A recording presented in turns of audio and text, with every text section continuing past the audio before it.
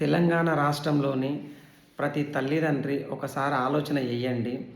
మన పిల్లలు అప్పుల పాలవ్వద్దు, వాళ్ళ పైన ఎలాంటి అప్పుల భారం పెట్టొద్దు అనే దిశగా ప్రతి తల్లిదండ్రి ప్రయత్నం చేస్తారో ఆ దిశగానే వాళ్ళు ఏర్పాట్లు చేయడంలో కష్టపడుతుంటారు. కానీ ఇంత కనీస ఇంగిత జ్ఞానం మన రాష్ట్ర ప్రభుత్వాలకు లేదు. గత ప్రభుత్వానికి కానీ, ఈ ప్రభుత్వానికి కానీ మనం కష్టించి జనాలందరూ చెమటోడ్చి పన్నుల రూపంలో డబ్బులు ప్రభుత్వాలకు చెల్లిస్తే వాళ్ళు ప్రజలకు సంబంధించిన పనులను పెట్టే ఖర్చుకు వచ్చే ప్రయోజనానికి సంబంధం లేకుండా పన్నుల డబ్బునంతా వృధా చేసుకుంటా, అప్పుల మీద అప్పులు చేసుకుంటా, రాష్ట్రమంతా అప్పుల పాలు చేసుకుంటా, మనమున్నంతకాలం మన మీద, మన పిల్లలు రాబోయే భవిష్యత్తు మీద కూడా అప్పుల భారం పెట్టే ప్రభుత్వాలు మనకు అవసరమా?